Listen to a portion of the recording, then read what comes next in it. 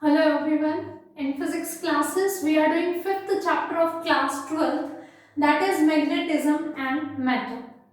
In this class, we are going to learn about some important terms related to magnetism. Few definitions are there which we should know because in exam, in 1 mark questions or in 2 mark questions, they are frequently coming.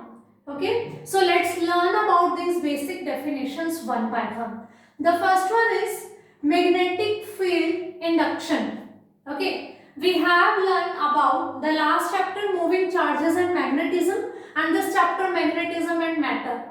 We know that whenever a charged particle is moving in a magnetic field, it is experiencing a force, and that force was given by F is equals to Q into V cross B, where Q is the charge on that charged particle, V is the velocity with which that particle is moving, and B is the magnetic field. Magnetic field is what? The space around a magnet in which its effect can be experienced. So when a charged particle is placed in a magnetic field is a space around a magnet or a current carrying conductor in which its effect can be experienced. Okay, so when a charged particle is placed inside a magnetic field, then it is experiencing a magnetic force. Okay, and that particle should be in motion. Particle at rest is not experiencing any kind of force.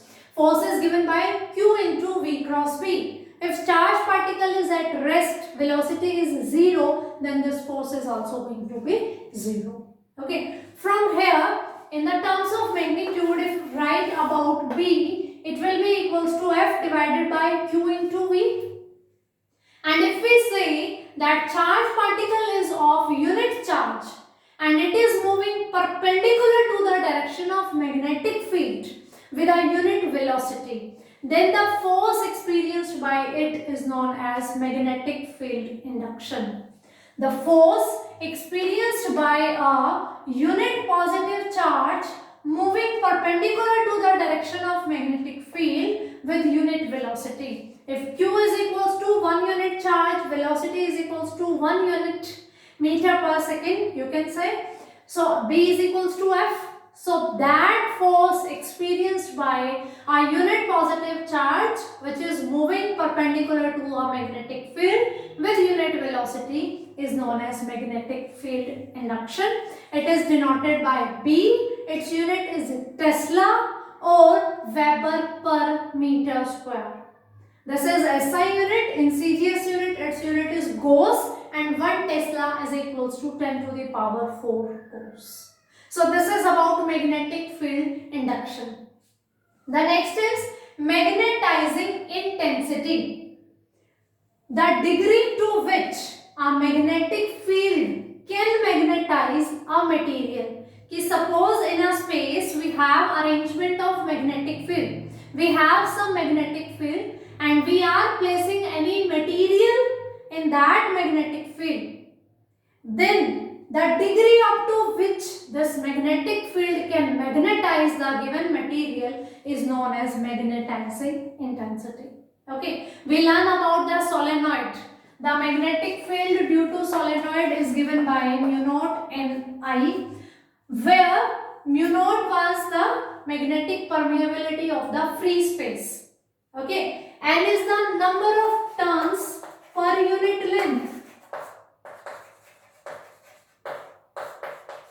Number of turns per unit length. So its unit is meter inverse. Number of turns will not have any unit. Number of turns per unit length. So its unit will be meter inverse. And I is the current. Current is measured in the ampere.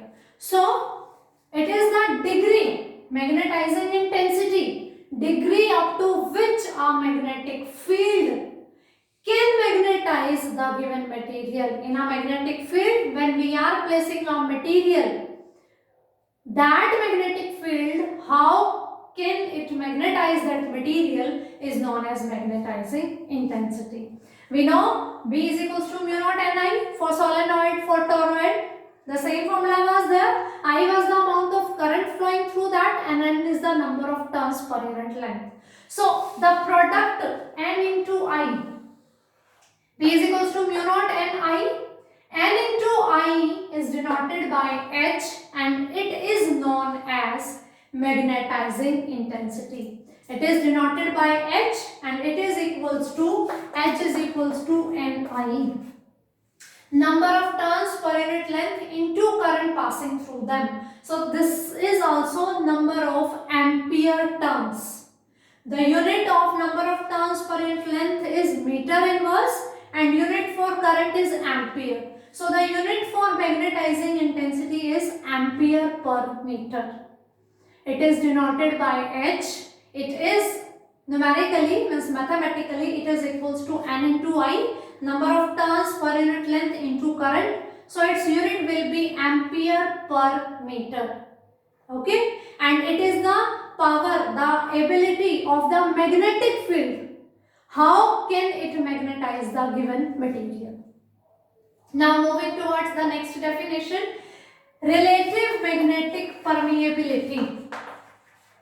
Relative magnetic permeability. We are using this thing.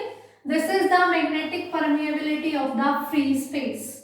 Okay, this is the property of physical quantity representing the ability, the power of medium, that how can it get, how much it is allowing, it is permitting the number of magnetic field lines to pass through it. Okay, so ability of a material to permit the passage of magnetic field lines is known as relative magnetic permeability. It is also defined as magnetic field induction in a medium to the magnetic field induction in a free space. So mu r is given by number of magnetic field lines per unit area in a medium to the number of magnetic field lines per unit area in air. Okay, it is the ratio of magnetic field induction in a medium to the magnetic field induction in free space or in air. It is denoted by mu r. Of course, it is a unitless quantity. It is the ability of any medium which is representing the permission, how this that material allow or permit to pass the magnetic field lines through it. Okay, it is the ratio of two similar things, magnetic field induction for a medium to the free space. That's why it is a unitless quantity. Okay, so moving towards the next, magnetic permeability. If you talk about magnetic permeability of air, then it is denoted by this, for air, or you can say for free space. In the magnetism chapter we are learning, we have learned this constant mu naught upon 4 pi, that is 10 to the power minus 7. Okay, so there we learn mu naught. This is the magnetic permeability of the free space. Magnetic permeability of free space. If I talk about mu m, this is magnetic permeability for a medium. Magnetic permeability for the medium. So relative magnetic permeability may be defined as the ratio of magnetic permeability of a medium to the magnetic permeability of the free space or the air. Okay, we can define it in the terms of the ratio of magnetic field induction, or we can define it in the terms of ratio of magnetic permeability of a medium to the magnetic permeability of the free space, that how many number of lines can pass through that particular medium. The ratio is relative magnetic permeability, and it is a unitless quantity. Okay, so moving towards the next one, intensity of magnetization. Intensity of magnetization, it is denoted by I, and it is representing the capacity of magnetic field. that how can it magnetize the given specimen. If a specimen is placed in magnetic field, up to which extent it can magnetize it. So the extent to which a specimen is magnetized when it is placed in a magnetic field is known as intensity of magnetization. It is denoted by I, and mathematically its expression are given by the ratio of magnetic dipole moment to the volume. Magnetic dipole moment is denoted by capital M upon volume. Magnetic dipole moment is given by the product of pole strength into length of the dipole. This is the dipole, north, south. This distance is 2L. So here it is pole strength into the length is magnetic dipole moment upon volume. Volume is given by area into length. Okay, volume is a measurement of a space which can be calculated by using the three different measurements, three dimensions, length, breadth and width. So we can write it as area into length. If we are multiplying two terms, length into breadth or breadth into width or width into height, that will give us area. And if we are multiplying area with the third dimensional measurement, that will give us volume. So it will be m into 2L upon area. Here the length is 2L. Will cancel m by a. So we can also define as this is pole strength upon area.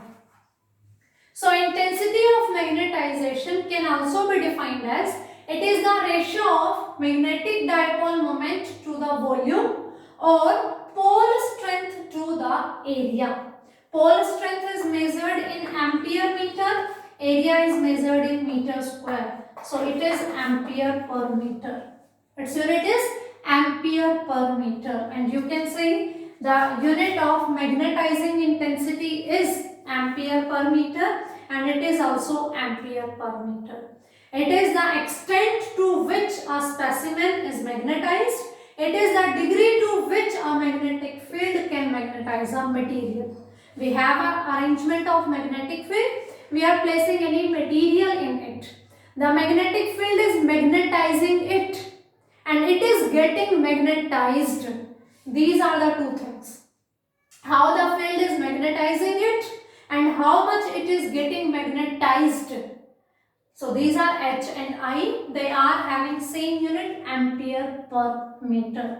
That was number of ampere turns, and this is the ratio of magnetic dipole moment to the volume or pole strength to the area. So this is about the intensity of magnetization. The last definition for this class is magnetic susceptibility. Magnetic susceptibility.